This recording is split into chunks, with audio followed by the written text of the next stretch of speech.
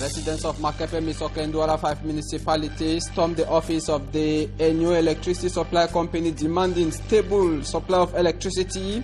In this edition of the news, we'll tell you how the station was paralyzed for 24 hours along the National Road number 5, precisely around Kompina, after a heavy-duty truck failed brakes and blocked the road. Tonight, we'll be telling you about the two ghost towns, the ghost town that was observed today in the two English-speaking regions of the country.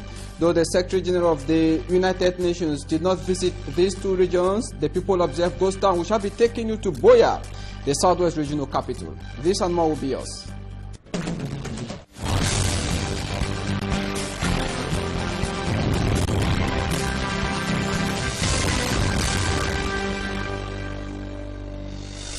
Good evening, I am HANSON Chanji. Thanks for joining me in this 6 p.m. primetime newscast on Equinox Television. We are broadcasting live from Douala, Cameroon, Equinox Central News Desk. After enduring unstable electricity supply and falling electric poles and cables, residents of Makepe Misoke stormed the office of the electricity supply company in Makepe Misoke, demanding the return of electricity and demanding officials to clear their route of falling electric poles. Catherine Kone tells us more. The epileptic supply of electricity in Makepe Misoke in the Douala 5 municipality has got some residents angry. They pour out on the streets with placards in hands, bearing messages of their anger in front of the office of electricity distribution company, NEO. We come to remind NEO that Cameroonians are not willing to die. They are not out to sacrifice their lives for what they have paid for. NEO took an engagement to supply energy to Cameroonians and to secure that energy, and let the energy not be a source of death, which was been a source of life to Cameroonians. The irate population also frowned over falling electricity poles in the neighborhoods, which they fear pose danger to their lives, blaming the electricity supply company for the abandonment. This is happening in many areas, and we are all aware of the fact that many people have lost their lives through electrocution because the cables are not even protected, the pillars, they are all rotting. I don't know what measures NEO has taken to begin to replace these fallen pillars. I don't know. According to the population, several letters have been written to the Electricity Supply Corporation, but yet to receive a reply. We deposited our first report on the 27th of August. The branch manager has not replied. We deposited another one in September. So we are now moving to the month of October is coming to an end. We have no result. And most of our children cannot read because there's no light. I don't believe Cameroonians will be able to supply energy for themselves. Meanwhile, they have paid for services that cannot be supplied. They cannot make use of it. Officials at NEO have refuted allegations they were alerted on the situation, insisting that till Thursday they were not aware of such problems. However, the people of Makepe Misoke are demanding a replacement of the falling poles and cables. I told you in the top stories, circulation is now back to normalcy along the National Road number 5, Douala, Bafoussam. After a 24 hours hold up, the heavy-duty truck which failed brakes was at the origin of the incident. Details in the upcoming report. It was a tiring journey to travelers plying the National Road number 5. A heavy-duty truck failed brakes since Thursday afternoon, blocking the entire road, causing circulation to be on a standstill.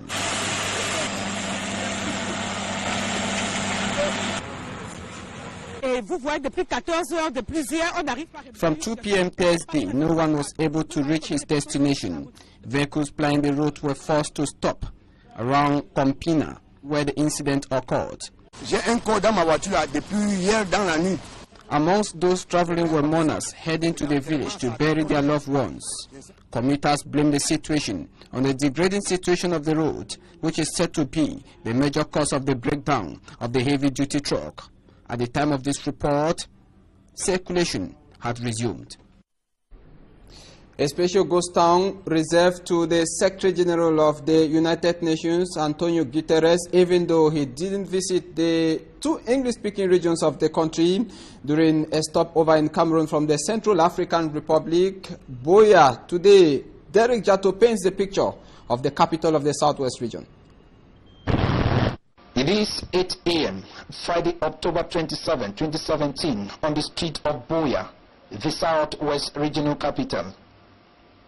There is life on the street, though timid, and some business centers are closed. For instance, many stores in Munya, an economic vibrant village in Boya subdivision, did not open. In Moleko, the city center, nearly all the stores are closed. At Mile 17 bus station, commercial vehicles are going about their daily routine, though not in full swing. In Tiko subdivision, the main gateway into the southwest region by land is having the same picture like Boya, especially in Mutengeni. Business centers here are not open this Friday, though declining talking on our cameras. Some of the business operators say it was a unanimous move to observe a sit-in strike today, October 27, 2017, for the United Nations Secretary General, who was announced this day in Cameroon to witness the ghost town tradition which has been going on in the Anglophone regions for 1 year now.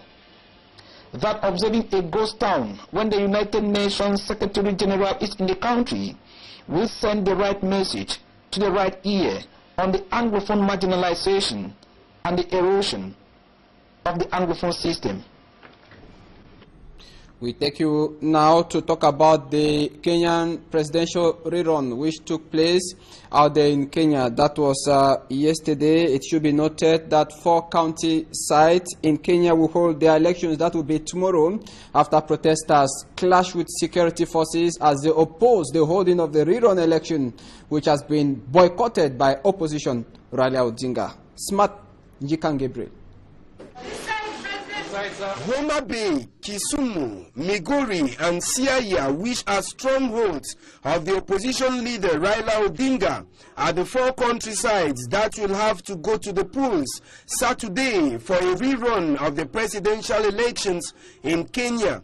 In these 4 zones on Thursday, there was tension between supporters of the opposition party and the forces of law and order, who had to use tear gas and shoot in the air to disperse the angry protesting population. As a result, about 4 persons were killed, amongst them a teenage boy who was shot by the police and later gave up the ghost in the hospital, and several others wounded. Many now doubt if the rerun will eventually go on as planned this Saturday in the 4 countrysides. According to statistics on the ground, the turnout on Thursday is just 35%, and it's not a good sign for Uhuru Kenyatta, who is seeking for a second and final 5-year term in office. International observers were also forced to scale down their mission due to security challenges. The first elections, organized on August 8,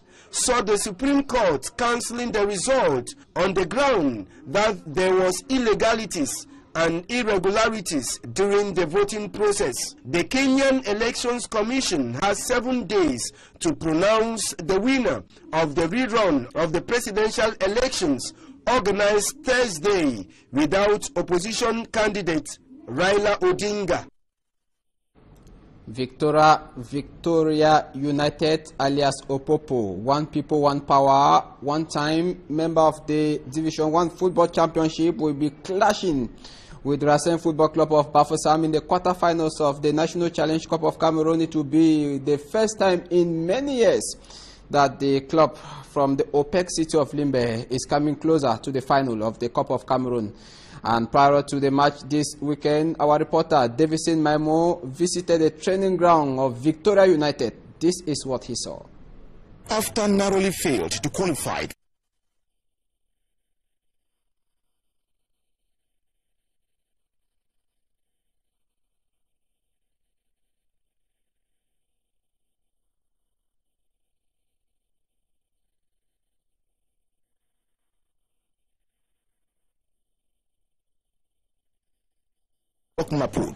the technical and tactical back pressure towards the midfield.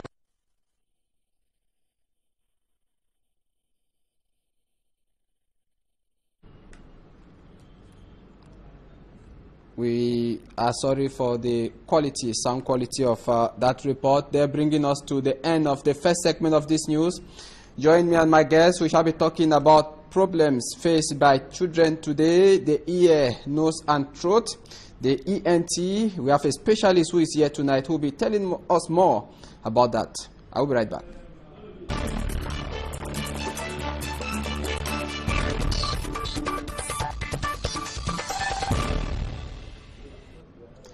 Welcome to join me. I am here with Dr. Acha Evaristus. Doctor, I hear you are a special surgeon as far as the ENT is concerned. What is it all about? Good evening. Good evening. Thank you. The ENT basically is ear, nose, and throat. And today we want to discuss or talk a little bit about how that affects children. It should be noted you are from the Cameroon Baptist Convention, and you are the lone surgeon as far as that field is concerned. Now, how does it operate? Well, for now, the Cameroon Baptist Convention has one ENT surgeon who happens to be me. We have two other people that are in training. In the next 2 years, they should be back. Basically, what I do is that I'm based in Bingo. Bingo is 30 minutes drive on a tar road from Bamenda. But once every 2 to 3 months, I come to Mutengene, I come to Douala. Occasionally, I go to Yaoundé, and I also work in Banso Baptist Hospital. Yes. Yeah. So the ENT, what is it all about? ENT means ear, nose, and throat. The ENT specialist is one who takes care of patients who have diseases of the ear, nose, and the throat. Mm-hmm. What is the situation in Cameroon? You are an expert in the field. You definitely know the triangle very well. How is the situation like? Well, that is a little bit a complex question for me to answer, but I must say that we don't have enough ENT surgeons in Cameroon now. We are over, as you say, like 50 now, and a majority of those are practicing in Yaoundé and in Douala. Presently, there is one in Limbe, there is somebody in Bamenda, and I'm in Bingo. I think we have one in Bafoussam. I know that in the north, I think there's one there, but the majority of them are concentrated in Yaoundé and in Douala. Mm-hmm. So, but 50 people for 22 million, that is very, very little. And a big chunk of our hospitals are not really equipped, even though there are ENT doctors there. Mm-hmm. How dangerous are these sicknesses to the body or to the society, given to the fact that you are talking about 50 is to 22 million? They're very dangerous. When you look at just the ear, WHO estimated that about 370 million people who have hearing loss. If you look at that alone in Cameroon, we have a problem. And I think that as of now, we don't have a director of ear health in our Ministry of Public Health. So that is something that is not yet being handled. And that means that there are very few of us that can adequately take care of people with hearing loss, be them children or adults or people who have taken drugs that has complicated and led them to hearing loss. So it's a big public health problem. Let me just give you a typical example. If you move around in Douala now, there is a lot of noise.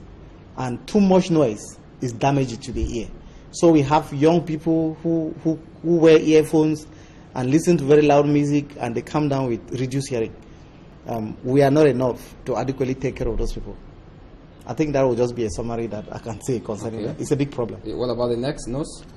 The nose, quite a lot. Remember that the nose, if you look at my face, the middle part of the face, the middle third of the face is occupied by the nose. So the nose plays a very prominent role in the aesthetic of the individual, and the nose has a sense organ that dictates smell. And smell can be used for flavor. It can be a form of protection, because if you enter your house and your gas is leaking, you need to hear that smell so that you don't light a match. Because if you light a match, there will be fire. And so smell is for you to be able to perceive smell is protective in a way. So there are people who cannot perceive that. Absolutely. And of course, people use the nose also to breathe. There are conditions that affect the nose that prevent them from breathing adequately through the nose. So that is a problem. And there are people who cannot breathe well through the nose because behind your nose you have what we call adenoids. And when those adenoids are swollen for one reason or the other, you don't sleep well, because when you sleep, you snore.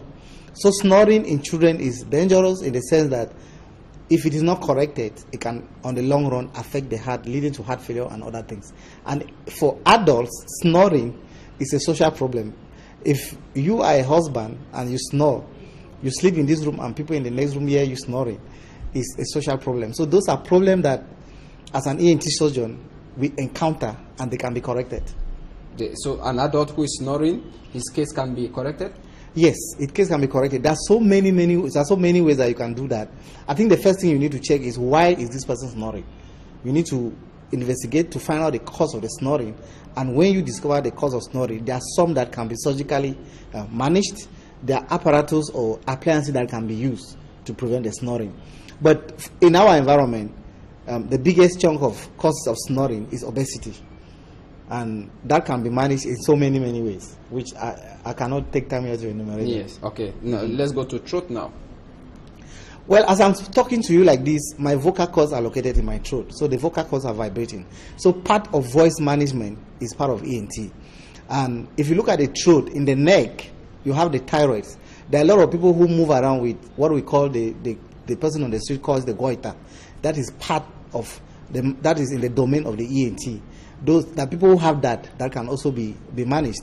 For children that the swallowing reflex of children is not well developed.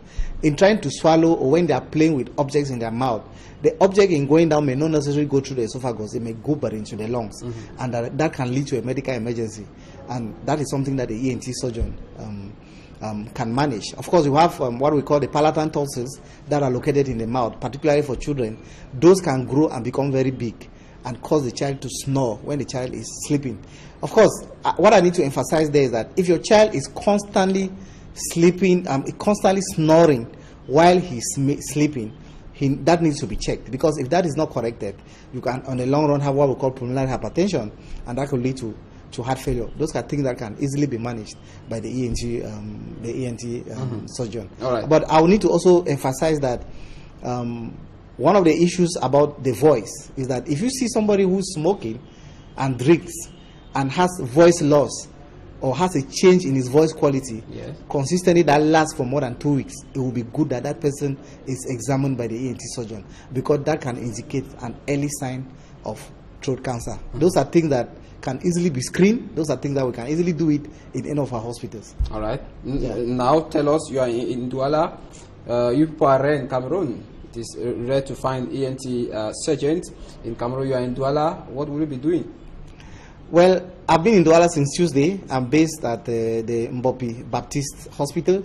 We have seen close to 150 patients for the time that I've been there, and we have done close to 15 operations over the last 2 days. Tomorrow will basically be my last day there, where I will do around and see people. But I come and visit Mbopi once in every 3 weeks, one in every 3 months.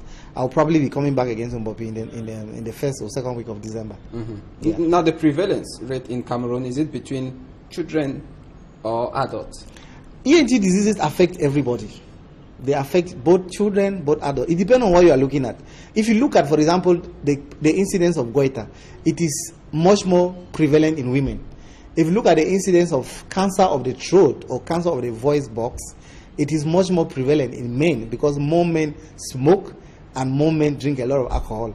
If you look at the prevalence of adenoid hypertrophy that causes snoring, it is more prevalent in children, even though there are some diseases that will cause them to happen in adults. And for the hearing loss, it affects everybody. It depends.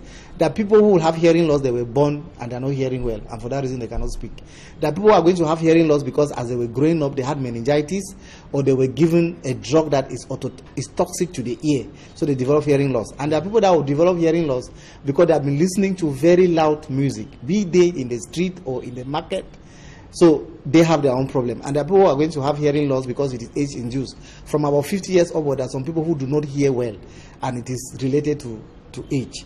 And I think I must emphasize here that these are issues that can be adequately assessed in the proper setting and managed accordingly. One will have the impression that it is very costly, Dr. Achai.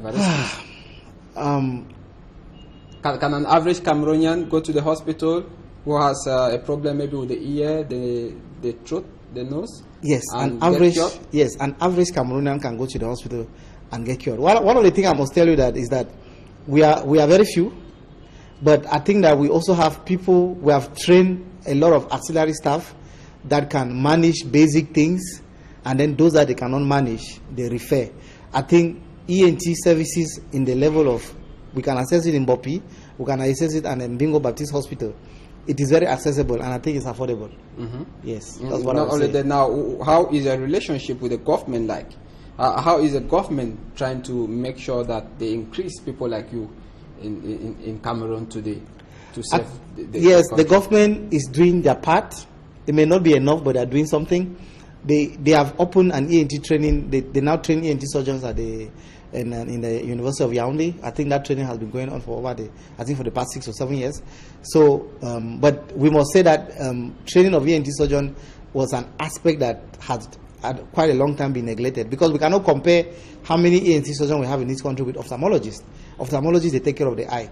So, but we are coming up. I think the government, they're doing what they can do. It's not easy to train an ENT surgeon, by the way. It's quite expensive.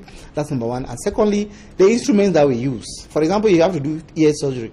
You need a microscope. An average good microscope will cost you 30 million. If you need to examine the throat, for example, examine somebody's throat as I'm talking like this, there are instruments that you can use. The flexible scopes and all the like, direct laryngoscopy, they're expensive. So the idea there is, the issue there is not just training ENT surgeons, but training ENT surgeons, deploying them to the field, and adequately equipping the hospitals that have those ENT surgeons. That's a very big handicap, because we have hospitals in Cameroon where there's an ENT surgeon, but they basically cannot do much because they don't have sorry, they don't have the equipment. All right. Okay. Yeah. So that's the recommendation you are giving before we leave. Any other one? Yes, that's what I will give. But I want to say that knowledge about ENT illnesses is still, there's lack of knowledge. I think we need to talk more about it.